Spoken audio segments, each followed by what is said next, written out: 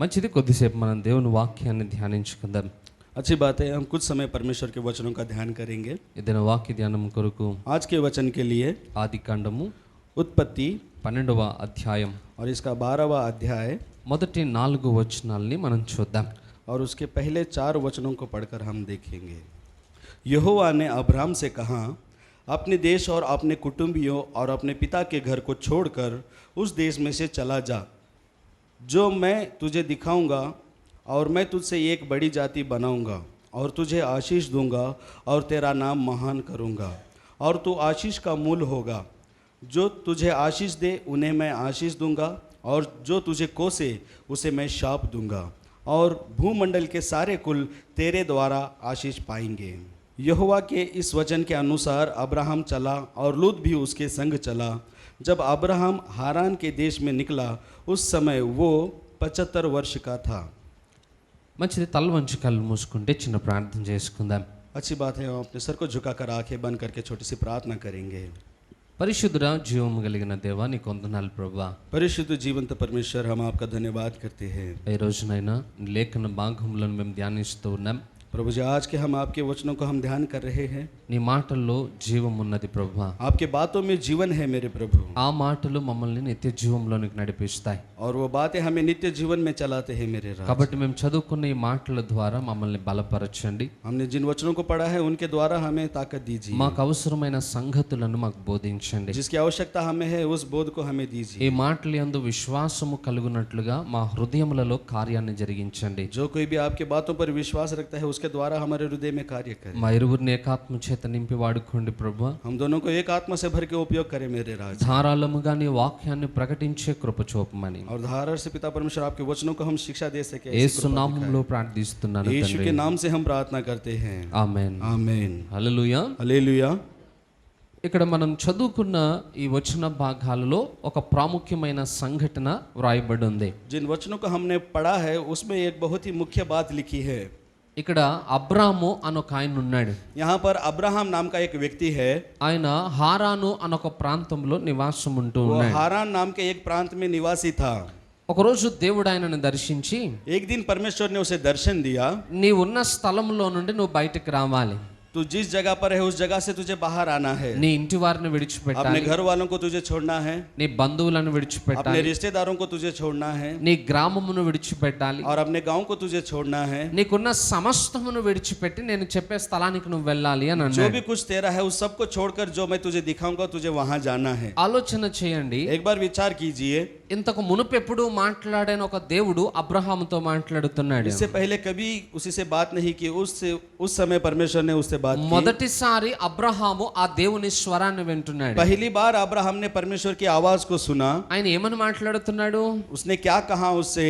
నీ ఉన్న ప్రాంతాన్ని విడిచిపెట్టి బయటకు तो వచ్చేసేయాలి. जिस जगह पर है उसे छोड़कर बाहर आ जा। నేను ఎక్కడికి వెళ్ళమని చెప్తాను నువ్వు అక్కడికి వెళ్ళాలి. मैं तुझे जहां जाने के लिए कहूं तुझे वहां जाना है। అలా వెళ్తేనే నిన్ను ఆశీర్వదిస్తాను. तू जैसा जाएगा तो मैं तुझे आशीर्वाद दूंगा, నేను నిన్ను ఆశీర్వదించు వారిని కూడా और ఆశీర్వదిస్తాను. जो तुझे आशीर्वाद देगा मैं उसे भी आशीर्वाद दूंगा। నిన్ను ఎవరైనా శపిస్తే నేను వారిని శపిస్తాను. अगर कोई तुझे श्राप देगा तो मैं उसे श्राप दूंगा। దేవుడు అబ్రహామునకు ఈ విధంగా పిలుపునిచ్చాడు. परमेश्वर ने अब्राहम को इस तरह बुलाहट दी। ఆ మాటకి అబ్రహాము లోబడ్డాడు. उस बात के अब्राहम आधीन हो गया। దేవుని మాట యందు విశ్వాసం ఉంచి परमेश्वर के बातों के ऊपर उसने विश्वास किया, ఆయన ఉన్న ప్రాంతాన్ని విడిచిపెట్టి బయటకు और వచ్చేసాడు. वो जिस जगह पर था उससे वो बाहर आ गया। ఎక్కడికి వెళ్ళాలో తెలియదు, किधर जाना है उसे नहीं मालूम, ఏ మార్గము గుండా వెళ్ళాలో తెలియదు, किस रास्ते से जाना है उसे नहीं मालूम, అక్కడ పరిస్థితులు ఎలాగుంటాయో తెలియదు. वहां परिस्थिति कैसी होगी उसे नहीं मालूम, పైగా వెళ్ళేది ఒంటరివాడు కాదు, కుటుంబంతో సహా వెళ్తున్నాడు. और वो ऊपर से अकेला नहीं अपने परिवार के साथ जा रहा है। అది ఎంత కష్టమైన పనో ఆలోచన ये చేయాలి. एक बहुत कष्ट का काम है, एक बार विचार कीजिए। కానీ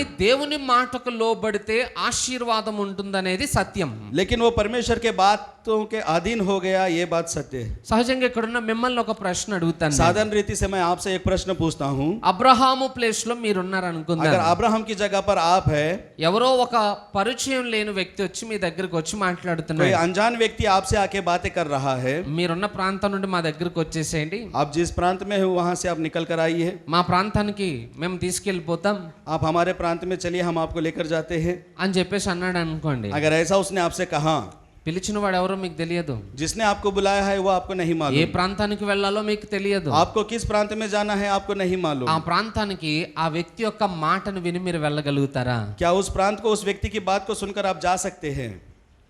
వెళ్ళగలుగుతారా? जा सकते हैं।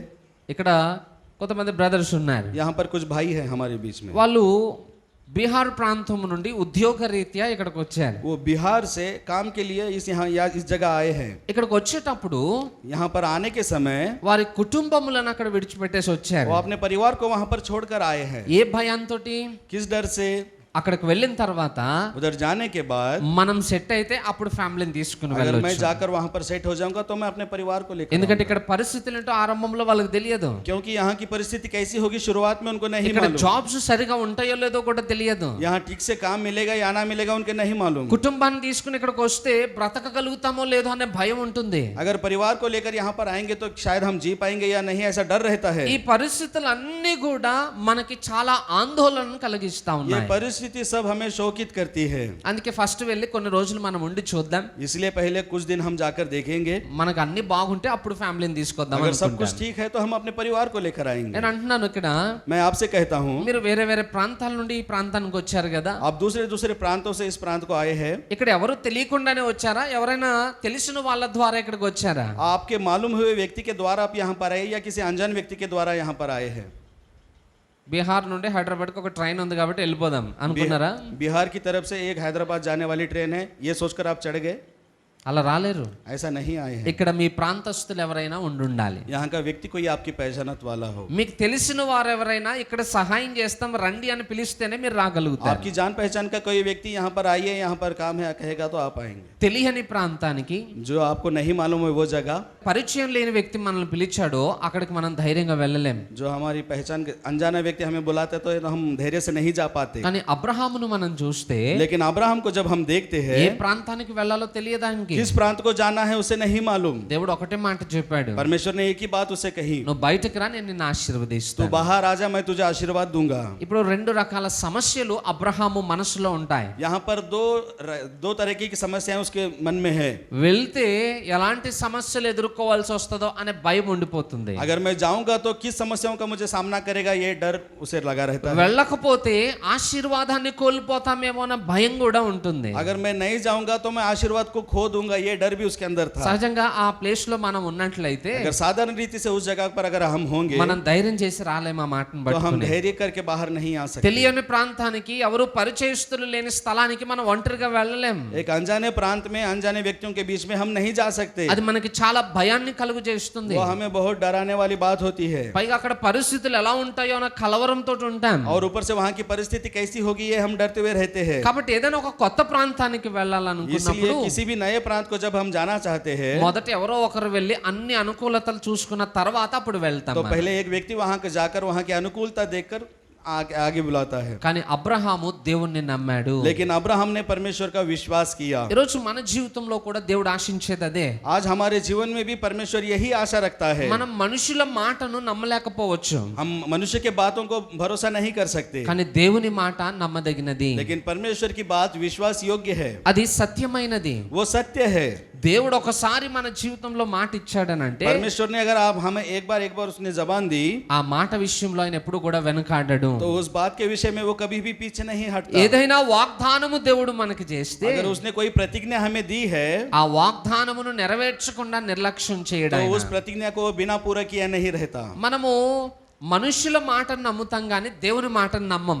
हम मनुष्य के बातों पर भरोसा रखते हैं लेकिन परमेश्वर की बातों पर भरोसा नहीं रखते हैं। దేవుని మాట సత్యమైనది, परमेश्वर की बात सत्य है, ఆ మాటను మనం నమ్మం, उस बात को हम नहीं विश्वास करते, నిర్లక్ష్యం చేస్తాం. निर्लक्ष्य करते हैं। అదే మనుషులు ఏదైనా చెప్పారు అనుకోండి, अगर वही कोई इंसान ये बात कहेगा, వాళ్ళు అబద్ధం చెప్పినా నమ్ముతాం, वो झूठ बोलेगा तो भी हम उसे मानेंगे। వారు చెప్పింది చేయకపోయినా వారిని నమ్ముతాం. अगर वो जो नहीं करते कहे तो भी उसे मानते हैं, ఎందుకంటే మనం మనుషులను ఎక్కువగా ప్రేమిస్తున్నాం. क्योंकि हम मनुष्य से ज्यादा प्यार करते हैं। అందుకే చాలా సార్లు మోసపోతూ ఉంటాం మనం. इसलिए हम बहुत बार धोखा खाते हैं। ఈ రోజు ఆ స్థితి మన జీవితంలో రాకుండా ఉండాలంటే आज वो स्थिति हमारे जीवन में ना आए, इसलिए మనం చేయాల్సిన ఒక ప్రాముఖ్యమైన ముఖ్యమైన పని. हमें एक मुख्य काम करना है, దేవుని మాట యందు విశ్వాసం ఉంచటం నేర్చుకోవాలి. परमेश्वर के बात पर हमें विश्वास रखना सीखना होगा, ఎందుకంటే దేవుడు చేసిన వాగ్దానమును ఆయన ఖచ్చితంగా నిలబెట్టుకుంటాడు. क्योंकि परमेश्वर जो प्रतिज्ञा करता है वो उसे पूरा करता है। అబ్రహాముతో అంటున్నాడు, अब्राहम से वो कह रहा है, నీవు నా మాట విని బయటకు వచ్చినట్లయితే तू मेरी बात सुनकर अगर बाहर आएगा నేను నిన్ను ఆశీర్వదిస్తాను तो मैं అన్నాడు. तुझे आशीर्वाद करूंगा। మన తర్వాత అధ్యాయంలో చూస్తే और उसके बाद के अध्याय में अगर हम देखते దేవుడు हैं, అబ్రహామును ఆశీర్వదించాడు. परमेश्वर ने अब्राहम को आशीर्वादित किया, అద్భుతంగా ఆయనను లేవనెత్తాడు. अद्भुत रीति से उसे खड़ा किया, ఉన్నతమైన దీవెన ఆయనకు కలుగు చేశాడు. उसके पास बहुत सारे संपत्ति धन दिया उसे। అంటే పరిస్థితులు ప్రతికూలంగా ఉండొచ్చు, परिस्थिति उसके अनुकूल में थी, ఆ ప్రతికూలతలో కూడా ఎవరైతే దేవుణ్ణి నమ్ముతారో उस प्रतिकूलता के समय में जो भी परमेश्वर पर विश्वास करता है వారు వారి జీవితంలో దేవుని కార్యములను वो చూడగలుగుతారు. अपने जीवन में परमेश्वर का कार्य देख सकते हैं। ఈరోజు దేవుడు మన నుండి ఆశిస్తున్నది అదే. परमेश्वर आज हमसे यही आशा करता है। ఇక్కడున్న మనం అందరము ఈరోజు దేవుని సన్నిధికి వచ్చాం. यहाँ पर अब आए हुए हम सभी लोग परमेश्वर के समीप आए हैं, అయితే వచ్చిన వారము దేవుని మాట యందు విశ్వాసంతో తిరిగి వెళ్ళాలి. तो जब आए हैं तो हमें परमेश्वर के बातों पर विश्वास करके वापस जाना है, ఎందుకంటే మన జీవితంలో చాలా పరిస్థితులు మనం ఎదుర్కొంటాం. क्योंकि हमारे जीवन में हम बहुत सारे परिस्थितियों का सामना कर रहे ఆ हैं। ప్రతి పరిస్థితికి సంబంధించిన వాగ్దానము బైబిల్లో ఉంది. उस हर एक परिस्थिति के विषय में यहाँ पर एक प्रतिज्ञा दी गई है। మనకి ఏదైనా అనారోగ్యత వచ్చింది अगर అనుకోండి, हमें कोई बीमारी है सोचिए, దానికి సంబంధించిన వాగ్దానం ఉంది. तो उसके बारे में यहाँ पर एक प्रतिज्ञा दी गई है। కుటుంబ పరిస్థితులు బాగోలేదు अगर అనుకోండి, परिवार की परिस्थिति ठीक नहीं है దానికి सोचिए, వాగ్దానం तो ఉంది. उसके विषय में भी यहाँ पर प्रतिज्ञा है। ఆర్థికంగా ఇబ్బంది పడుతున్నాం, अगर आर्थिक रीति में कुछ मुश्किलें है దానికి వాగ్దానం तो ఉంది. उसकी प्रतिज्ञा यहाँ पर है। సమాధానం లేకుండా अगर ఉన్నాం, शांति हमारे अंदर नहीं है దానికి వాగ్దానం तो ఉంది. उसकी भी प्रतिज्ञा यहाँ पर నీ है। ప్రతి పరిస్థితికి చాలిన వాగ్దానాలు లేఖనాల్లో ఉన్నాయి.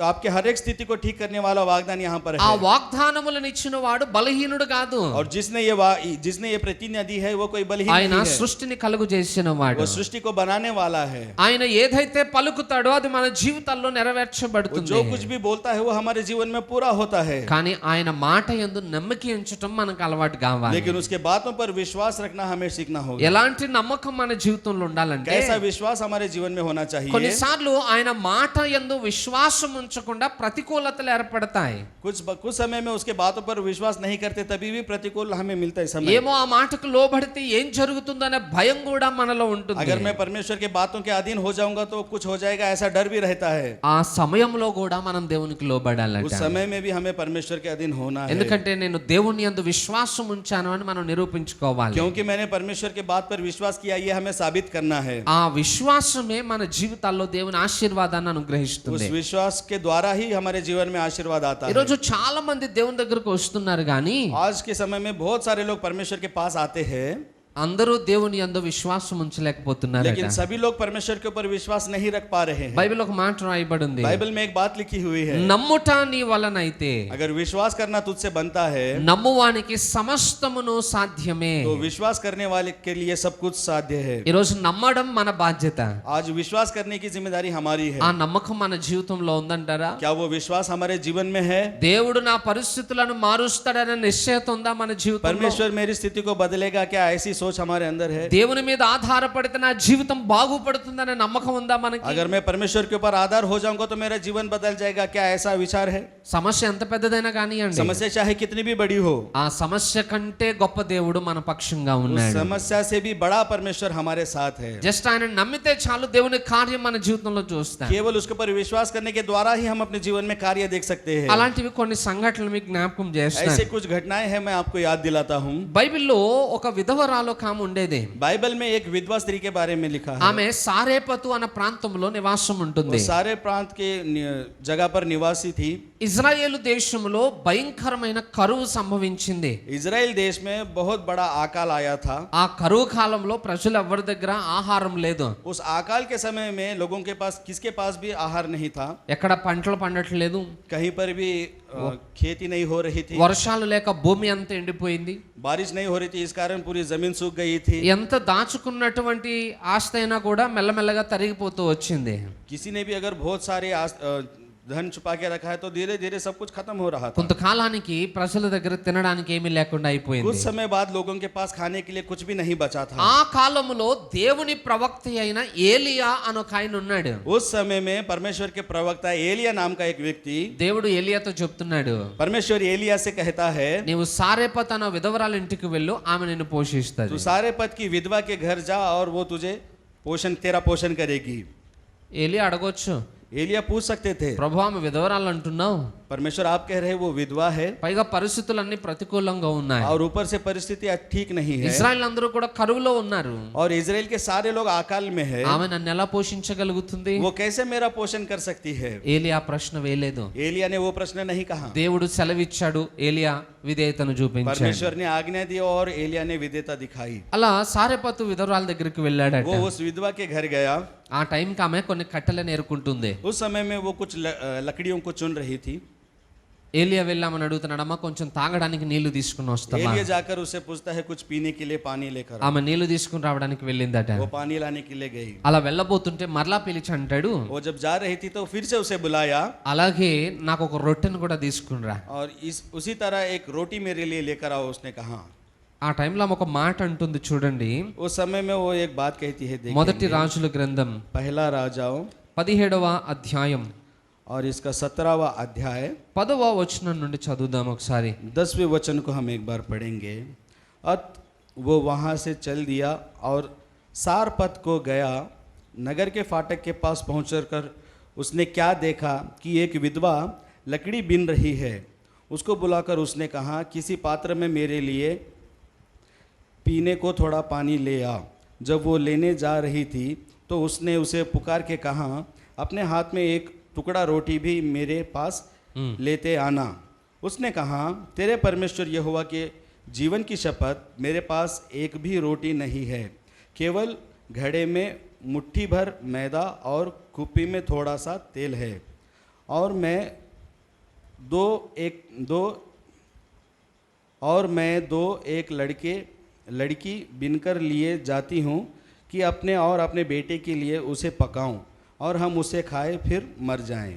చాలు. ठीक।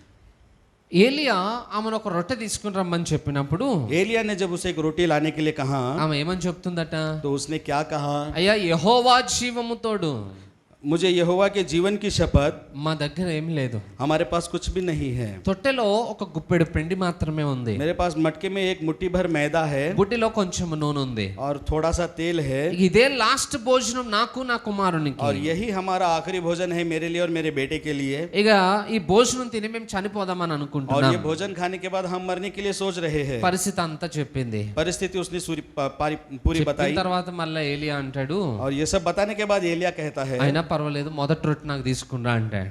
कोई बात नहीं, पहले मेरे लिए रोटी लेकर అయ్యా आओ। నా దగ్గర 10 రొట్టెలు లేవు తేవడానికి, अरे साहब, मेरे पास 10 रोटी नहीं है, ఉన్నది ఒకటే ఉంది, मेरे पास एक ही है, అది కూడా నేను నా కుమారుడు తిని చనిపోదాం और అనుకుంటున్నాను. वो भी मैं और मेरा बेटा खाकर मरना चाहते हैं। నువ్వు మొదటి రొట్టెని తీసుకుని ఎలా రమ్మంటున్నావు? और आप कह रहे हैं एक रोटी मेरे लिए लेकर आओ। మిమ్మల్ని అడుగుతున్నాను నేను, मैं आपसे पूछता हूँ, ఒక పట్టెడు పిండితో ఎన్ని రోటీ చేస్తారు మీరు? एक मुट्ठी भर मैदे से कितना रोटी बना सकते हैं? कितना रोटी बना सकते हैं? कितना रोटी बना सकते हैं? हाँ बोलिए। बोलो ना, 5 रोटी. एक मुट्ठी भर मैदे से ఒక గుప్పెడు, ఒక పిడికెడు పిండితోటి 5 రోటీ చేయగలుగుతారా? एक मुट्ठी भर आटे से क्या आप 5 रोटी बना सकते हैं? एक रोटी మిల్తేనా? एक रोटी, ఒక్క రోటీ మాత్రమే వస్తుంది మనకి. एक रोटी बना सकते అదే వాళ్ళ లాస్ట్ భోజనం. हैं। वही उनका आखिरी भोजन है। ఏలియా అంటాడు, एलिया कहता है, నాకు మొదటి రొట్టె తీసుకునిరా. मेरे लिए पहली एक रोटी लेकर ఎంత చెప్పినా ఏలియా వినట్లేడట. आओ। कितना भी कहने पर एलिया नहीं सुन रहे हैं। ఇక సరే ఆమె ఏమనుకున్నదో, फिर उसने क्या सोचा पता సరే नहीं। నీ మాట చొప్పున వెళ్ళి రొట్టె తీసుకుని ठीक है, వస్తా. मैं आपकी बात पूरी करूंगी, आपके लिए रोटी ఉన్న लाऊंगी। పిండితో ఆమె రొట్టె చేసేసింది. और जितना आटा था उससे उन्हें रोटी बनाई। అది తీసుకుని ఏలియాకు పట్టుకుని వచ్చి ఇచ్చింది. वो लेकर एलिया के पास आई।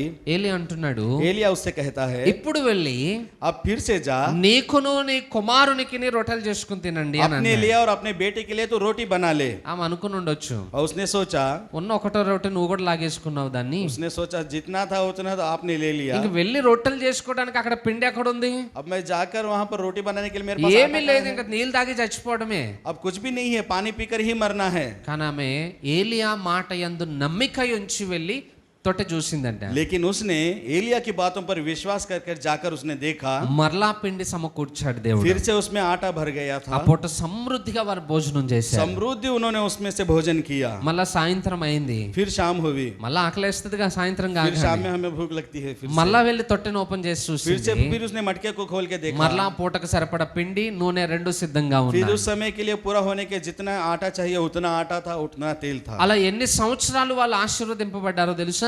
इस तरह से वो कितने साल तक आशीर्वादित हुए मालूम है? దాదాపు 3.5 సంవత్సరాలు. लगभग 3 साल तक। ఆ 3.5 సంవత్సరాల్లో ఆ కుటుంబం సమృద్ధిగా భోజనం वो చేయగలిగింది. 3.5 वर्षों तक समृद्धि वो परिवार जीव खाता ఏ रहा। కారణమును బట్టి అది సాధ్యమైంది? और किस कारण के द्वारा साध्य हुआ? పరిస్థితులన్నీ ప్రతికూలంగా ఉన్నాయి, परिस्थिति उनकी ठीक नहीं थी, ఎక్కడ పంటలు పండట్లేదు, कहीं पर भी अनाज नहीं उग रहा था, దేశమంతా కరువు ఉంది. सारे देश में अकाल पड़ा हुआ है, అయినా ఆమె దేవుని మాటకు లోబడింది. फिर भी उसने परमेश्वर के बात के अधीन हो ఆ गई। దేవుని మాట యందు ఆమె ఉంచిన నమ్మకత్వాన్ని బట్టి और परमेश्वर के बातों पर उसने जो विश्वास किया उसके దేవుడు द्वारा ఆమెకి కలిగిన దాన్ని ఆశీర్వదించడం మొదలు जो उसके పెట్టాడు. पास था उसी में ही उसे भरपूर परमेश्वर ने आशीर्वाद దేవుని दिया। సహాయం ఏంటో వాళ్ళు చూడగలిగారు. परमेश्वर की सहायता क्या है उन्होंने देखने पाए। ఈరోజు మన జీవితంలో కూడా అంతే. आज हमारे जीवन में भी ऐसा ही है। కొన్నిసార్లు దేవుడు మనకు కూడా ఎలా ఆజ్ఞాపిస్తాడనంటే, कुछ समय में परमेश्वर हमें भी ऐसी आज्ञा देता है। మనకున్న కొంచెము మనం దేవునికి ఇవ్వాలన్న ఆశతోటి మనల్ని ప్రేరేపిస్తూ ఉంటాడు. हमारे पास जितना थोड़ा है उतना परमेश्वर उसे देने के लिए प्रेरणा देता है। ఆ సమయంలో మన విశ్వాసము పరీక్షింపబడుతుంది. उस समय में हमारे विश्वास की परीक्षा होती है। ప్రభువా ఇది ఎలా సాధ్యమవుతుంది? परमेश्वर ये कैसे साध्य हो सकता है? నాకు ఒక 10 రూపాయలు ఉంటే నేను ఒక రూపాయి ఇస్తాను నీకు. अगर मेरे पास 10 रुपए है तो मैं 1 रुपए दे दूंगा। నా దగ్గర ఉన్నది ఒకటే రూపాయి కదా अगर ప్రభువా, मेरे पास तो केवल 1 ही रुपए है, నీకు ఎలా ఇవ్వగలుగుతాను నేను అని. मैं कैसे आपको दे सकता हूँ? దేవుడు అంటాడు, परमेश्वर कहता है ఇచ్చి నన్ను అడుగు నేను నిన్ను ఆశీర్వదిస్తాను आप అంటాడు. मुझे देकर पूछ कर देखो मैं कैसा आशीर्वाद సో देता మన జీవితంలో దేవుని పట్ల విశ్వాసమును हूं। तो కనుపరచగలగాలి. इसलिए हमारे जीवन में परमेश्वर के विपरीत हमें विश्वास को बढ़ाना है। నేను ఒక సాక్ష్యం విన్నాను. मैंने एक गवाही सुनी। హెబ్రోను అని ఒక సంఘం ఉంది. हेब्रोन नाम की एक कलीसिया है। దాన్ని స్థాపించిన సేవకుడు భక్త సింగ్ గారు. उसे जो बनाया है वो एक भक्त सिंह नाम के व्यक्ति है। ఒక రోజు ఆయన ఒక మీటింగ్స్ ని ఏర్పాటు చేశారట. एक दिन उन्होंने एक मीटिंग को बनाया। ఆ టైంలో పొలాలు ఏవి సరిగా పండకో ఏదో కారణాన్ని బట్టి రైస్ దొరకట్లేదు ఎక్కడ కూడా. उस समय में अनाज ठीक से नहीं उगा तो वहाँ उन्हें चावल नहीं मिल रहा था సో मीटिंग। గవర్నమెంట్ వాళ్ళు కూడా రైస్ ఇవ్వడానికి ఎక్కడ కూడా ఒప్పుకోవట్లేదు. सो गवर्नमेंट के लोग भी चावल देने के लिए वहाँ पर स्वीकार नहीं थे। ఎవరికి ఎంత అవసరమో అంతవరకే ఇస్తున్నారు తప్ప ఎక్కువ ఇవ్వట్లేదు. जिसको जितनी जरूरत थी उतना ही दे रहे थे, बाहर कहीं चावल नहीं मिल रहा చుట్టూ ఉన్న ప్రజలందరూ చెప్పారట, आस पड़ोस के लोगों ने कहा, అయ్యగారు మనం ఈ మీటింగ్స్ ని పోస్ట్ పోన్ చేద్దాం, साहब जी हम इस मीटिंग को हम आगे बढ़ाएंगे, ఎందుకంటే ఇప్పుడు పరిస్థితులు ఏవి అనుకూలంగా లేవు, क्योंकि यहाँ पर कुछ परिस्थितियाँ ठीक नहीं మనకి है, రైస్ దొరికే అవకాశం లేదు हमें चावल नहीं मिल रहा है। అని చెప్పేసి అన్నారంట. ऐसा सोचकर उन्होंने कहा। భక్త సింగ్ గారు వెళ్ళి ప్రార్థన చేయడం మొదలు పెట్టాడు. भक्त सिंह जाकर वहाँ पर प्रार्थना करने लग गए। ప్రభువా నీవిచ్చిన డేట్స్ ని బట్టి నేను వెళ్ళి మీటింగ్ ఏర్పాటు చేశాను, परमेश्वर आपने जो तारीख दी है उसके द्वारा मैं यहाँ पर मीटिंग करने आया हूँ। అందరికీ నేను చెప్పేశాను. सबको मैंने न्योता दिया है। ఇప్పుడు ఆ మీటింగ్స్ ని జరిగించకపోతే अगर मैं उस मीटिंग को नहीं चलाऊंगा అవమానం కలిగేది నీకే, तो वहाँ पर आपके नाम की बदनामी होगी। నేనైతే ఏం చేయలేను. मैं तो कुछ नहीं कर सकता। సహాయం చేసేది నువ్వే, मदद करने वाले आप ఆ हैं కూడికలను పెట్టమనేది నువ్వే, और उस सभा को रखने की आज्ञा भी आपने ही दी దానికి అక్కర్లను తీర్చేది కూడా నీవే. और उसकी जरूरत पूरे करने वाले भी आप हैं। ఆమెన్ అని చెప్పేసి వచ్చేసాడట. आमेन कहकर वो चले गए। ఆయన ఏం టెన్షన్ పడట్లేడు. उन्होंने कोई चिंता नहीं की। చుట్టూ ఉన్న ప్రజలందరూ కలవరపడతా ఉన్నారు. आस पड़ोस के लोग वहाँ पर घबरा అయ్యో रहे ప్రజలు थे। వచ్చేస్తున్నారు, ఏం చేయాలి? और ये मीटिंग के लिए लोग आ रहे हैं, क्या 3 करना? రోజుల మీటింగ్ అది. 3 दिन की मीटिंग है। మొదటి రోజు వెళ్ళి చూసారట, पहले दिन जाकर उन्होंने देखा 3 బస్తాల బియ్యం ఉన్నాయి అందులో. 3 चावल के थैले आ गए थे उनके पास। అవన్నీ వాడేశారు. उसे उन्होंने उपयोग कर लिया। నెక్స్ట్ డేకి మళ్ళీ భోజనం కావాలి. अगले दिन और उन्हें चावल जरूरत है आने ఏం की। చేయాలో అర్థం కావట్లేదు వాళ్ళకి. क्या करना है उन्हें समझ में नहीं आ रहा था। మళ్ళా రెండో రోజు వెళ్ళి డోర్ ఓపెన్ చేసి చూశారు, और जब जाकर दूसरे दिन दरवाजा खोल के देखा, మళ్ళా బస్తాలు కనబడ్డాయి. फिर से उन्हें चावल के बोरियां दिखाई 3 दी। బస్తాలు తెచ్చి వాడేశారు. फिर से वो 3 बोरियां लाकर पका दिया। అక్కడున్న ప్రజలకు అర్థం కావట్లేదట. वहाँ के लोगों को समझ में नहीं आ रहा था ఎవరు తీసుకొస్తున్నారు, चावल कौन लेकर आ रहा ఎవరు है, ఇక్కడ రైస్ బ్యాగ్ లేస్తా ఉన్నారు, यहाँ पर कौन चावल के बोरे डाल रहा ఎవరికి है, తెలియదు. किसी को समझ में नहीं आ रहा। ప్రార్థించిన భక్త సింగ్ గారికి కూడా తెలియదు ఆ విషయం అట. प्रार्थना करने वाले भक्त सिंह को भी ये बात नहीं मालूम। మూడో రోజు కూడా వెళ్ళారు. तीसरे दिन भी वो वहाँ गए। మూడో రోజు కూడా అవసరమైన రైస్ అంతా వాడేశారు. तीसरे दिन भी जितना चावल उनको चाहिए था उतना మీటింగ్స్ मिला। అంతా అయిపోయిన తర్వాత వెళ్ళాక కూడా చూస్తే मीटिंग पूरा होने के बाद भी उन्होंने जाकर देखा ఇంకో 2 బస్తాలు బియ్యం మిగిలాయట. और 2 चावल के थैले वहाँ पर बचे थे। ప్రజలందరూ ఆశ్చర్యపోయారు. सारे लोग आश्चर्य हो गए, ఇది ఎలా సాధ్యం, ये कैसे साध्य हुआ, ఎవరు తీసుకుని వచ్చి వేశారు. कौन यहाँ पर ला कर दिए।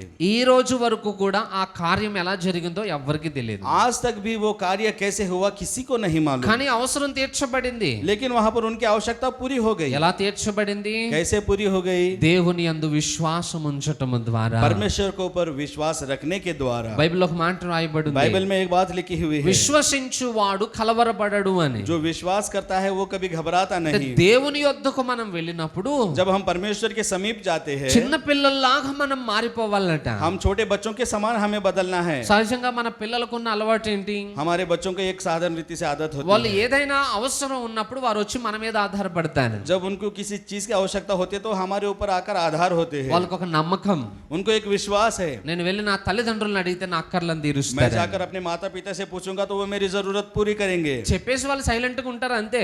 वो बोलकर शांत हो जाते हैं, వాళ్ళకి ఏం టెన్షన్ ఉండదు, उनको कोई चिंता नहीं होती, వాళ్ళకి ఏం పరిస్థితులు అర్థం కావు. उनको कुछ परिस्थितियों का समझ नहीं होती, ఎందుకంటే వాళ్ళకున్న నమ్మకం ఏంటో తెలుసా? क्योंकि उनको एक विश्वास होता है, నా తండ్రి నా అవసరాలు తీరుస్తాడు. मेरा पिता मेरी जरूरत पूरी करेगा। మనం కూడా ఏం చేస్తామనంటే हम भी ऐसा करते हैं, మన పిల్లలను సంతోషపరచడానికి हम अपने बच्चों को खुशी देने के लिए ఎంత కష్టమైనా కూడా మనం వెళ్ళి ఆ పని చేయడానికి चाहे ఇష్టపడతాం. कितनी भी मुश्किल हो उस काम को पूरा करने के लिए हम आगे बढ़ते हैं। మనుషులంగా మనకే మన పిల్లలను సంతోషపెట్టాలని ఉంటే मनुष्य होकर हम अपने बच्चों को खुश करना चाहते हैं, మన పరలోకపు తండ్రికి ఉండదా మనల్ని సంతోషింపజేయాలని? तो क्या हमारा स्वर्गीय पिता हमें खुश नहीं करना सकता? అందుకే మనం నమ్మడం నేర్చుకోగలగాలి. इसलिए हमें विश्वास करना सीखना होगा। కొన్నిసార్లు నమ్మం, कुछ समय में हम विश्वास नहीं करते, దేవునికి వ్యతిరేకంగా పని చేయాలనుకుంటాం. परमेश्वर के उसके विरुद्ध काम करने के लिए सोचते అప్పుడు हैं। కూడా ఎలాంటి పరిస్థితులు ఎదురవుతాయో ఒక వచనాన్ని చూద్దాం. तभी भी कुछ परिस्थितियां हमारे सामने आती है, उसे రెండో देखें। రాజుల గ్రంథము दूसरा राजाओं 2వ అధ్యాయం उसका दूसरा अध्याय 16-17 వచనాలను చూడండి ఒకసారి. और 16 और 17वें वचन को हम देखेंगे।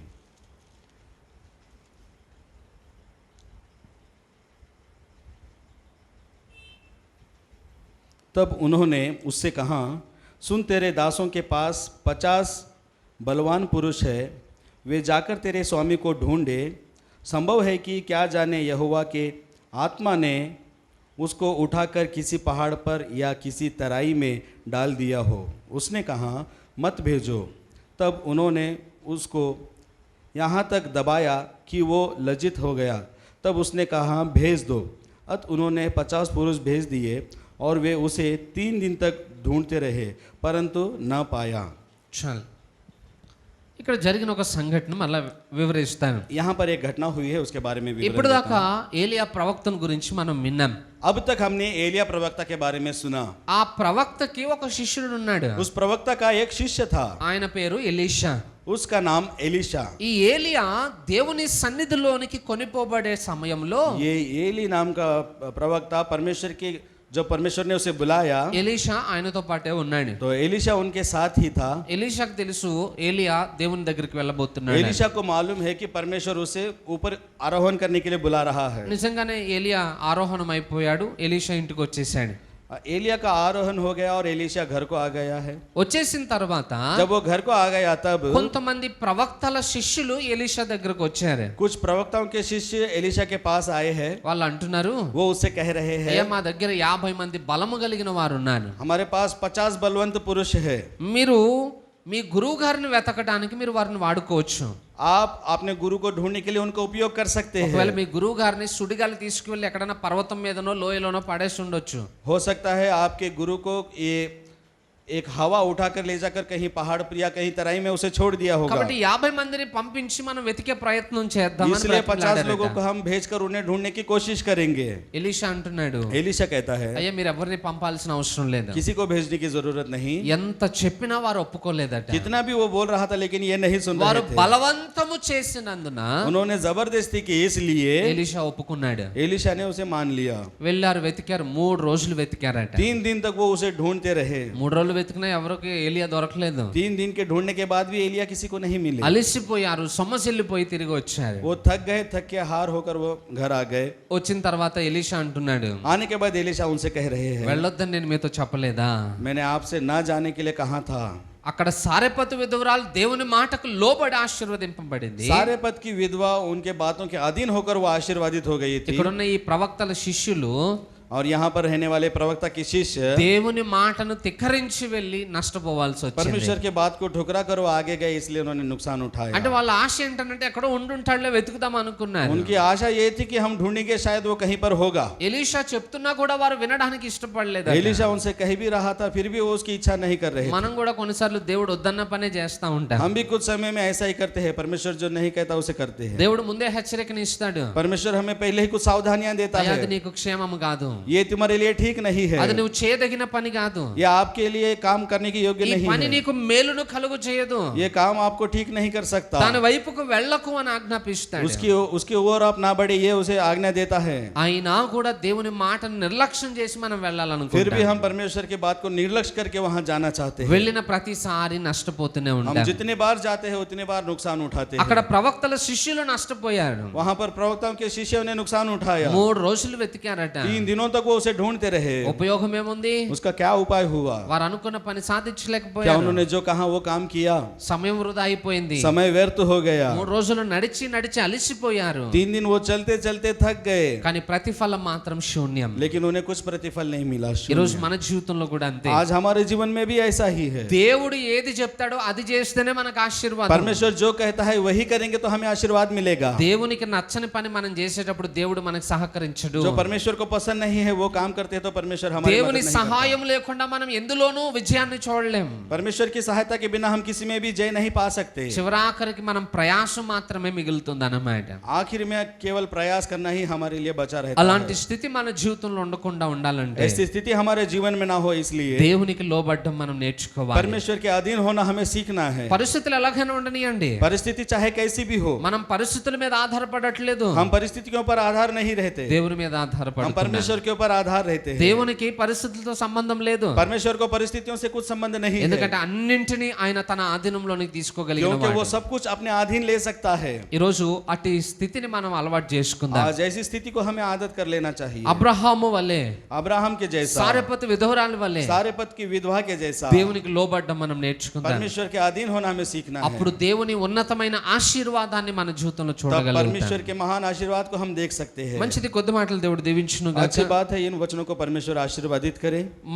విన్న మాటలను బట్టి మన జీవితాన్ని సరిదిద్దుకుందాం. जिन बातों को हमने सुना है उसके द्वारा अपने जीवन को हम ठीक करेंगे। ఈరోజు మన జీవితాల్లో అభివృద్ధి చూడాలని, आज हमारे जीवन में हम अभिवृद्धि देख पाए। దేవుని చిత్తాన్ని పక్కన పెట్టి మనం సొంత ప్రయత్నాలు చేస్తున్నామేమో. परमेश्वर की इच्छा को बाजुक रख के हम अपनी इच्छाओं को पूरा करना चाहते हैं शायद। బైబిల్లో రాయబడి ఉంది, बाइबल में लिखा है యెహోవా ఆశీర్వాదము ఐశ్వర్యం ఇచ్చును అని. परमेश्वर का आशीर्वाद ऐश्वर्य देता है। మనం ఎంత కష్టపడినా ఆ ప్రతిఫలం ఎక్కువ కాదు. हम कितना भी कष्ट उठाए वो प्रतिफल बड़ा नहीं है। అందుకే దేవుని స్వరాన్ని వినడం మనం అలవాటు చేసుకుందాం. इसलिए हमें परमेश्वर की आवाज सुनने की आदत करनी होगी। దేవుడు ఏం చెప్తున్నాడో దానికి లోబడడం నేర్చుకుందాం. परमेश्वर क्या कह रहा है उसके अधीन होना सीखना चाहिए। నిజంగా నీ పరిస్థితులు మార్చబడాలని ఆశ ఉంటే, अगर सच्चाई में आपकी परिस्थिति बदलना चाहती है, आप सोचते हैं, దేవుడు నిన్ను ఆశీర్వదించాలని నువ్వు కోరుకున్నట్లయితే अगर परमेश्वर आपको आशीर्वादित करे, आप ऐसा सोचते हैं, పరిస్థితులను చూడొద్దు, तो परिस्थितियों की तरफ ना देखें, దేవుని వాగ్దానాన్ని నమ్మండి. परमेश्वर की प्रतिज्ञाओं पर विश्वास करें, దేవుని మీద ఆధారపడడం అలవాటు చేసుకోండి. परमेश्वर के ऊपर आधार होना सीखिए। ప్రతి పరిస్థితిని ఆయన మెరుగుపరుస్తాడు, हर परिस्थिति को वो ठीक कर మన देगा, జీవితాలను ఆశీర్వదిస్తాడు. वो हमारे जीवन को आशीर्वादित करेगा। ఒకవేళ ఆయనను కాదని మనం ఏదైనా ప్రయత్నం చేయాలనుకుంటే अगर उसे ठुकरा कर हमको और कुछ करना चाहते हैं అది మన జీవితానికి నష్టాన్ని కలుగు చేస్తుంది. तो वो हमारे जीवन में केवल नुकसान ही उठाएंगे। ఇంతవరకు ఒకవేళ దేవుని మీద తిరుగుబాటు చేసినట్లయితే, अगर अब तक आप परमेश्वर के विरुद्ध चल रहे थे, దేవుని మాట వినకుండా నిర్లక్ష్యంగా ఉన్నట్లయితే परमेश्वर की बात ना सुनकर निर्लक्ष्य रह रहे थे, క్షమాపణ వేడుకుందాం, तो हम क्षमापन मांगेंगे, ప్రార్థన చేసుకుందాం. प्रार्थना करेंगे। పరిశుద్ధ జీవం కలిగిన దేవానికి వందనాలు. परिशुद्ध जीवन में मैं पिता परमेश्वर आपका धन्यवाद ఈ हो। రోజు విన్న వాక్యాన్ని బట్టి మరొకసారి నీ పాద సన్నిధికి వస్తున్నాం. आज सुने हुए वचनों के द्वारा हम आपके चरणों में आते हैं मेरे అయ్యా, प्रभु। నీ మాట నమ్మదగినది నాయన. आपकी बात विश्वास योग्य है मेरे राजा। ఆ మాట యందు విశ్వాసం ఉంచటం మాకు నేర్పించండి. उन बातों के विश्वास में अधीन होने के लिए हमें ఈ सिखाइए। రోజుకి మా పరిస్థితులను మార్చుకునే విషయంలో आज हम अपने परिस्थितियों को बदल सके इस विषय में మా జ్ఞానాన్ని మేము నమ్ముతున్నాం నాయన. हम हमारे ज्ञानों को विश्वास करते हैं మా मेरे బలం राजा। మీదనే మేము ఆధారపడుతున్నాం. हम अपने ताकत के ऊपर आधार हो रहे हैं मेरे పరిస్థితులను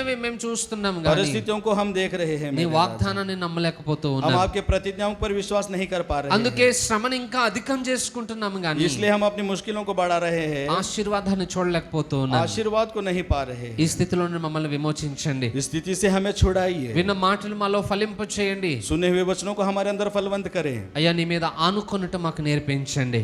आपके ऊपर आधार होकर हाँ चलना हमें सिखाइए। అయ్యా, చేరు ఇక్కడికి వచ్చిన ప్రతి హృదయంలో ఈ వాక్యాన్ని ఫలింప చేయండి నాయన. यहाँ पर आए हर एक व्यक्ति के हृदय में इस वचनों को फलवंत करें। ఈ వాక్యము ద్వారా మా జీవితాలు మేలును పొందే కృప చూపమని आपके वचनों के द्वारा हम अपने जीवन में लाभ उठाए, ऐसी कृपा दिखाए। యేసు నామములో ప్రార్థిస్తున్నాను తండ్రి. यीशु के नाम से हम प्रार्थना करते हैं, ఆమేన్. आमीन।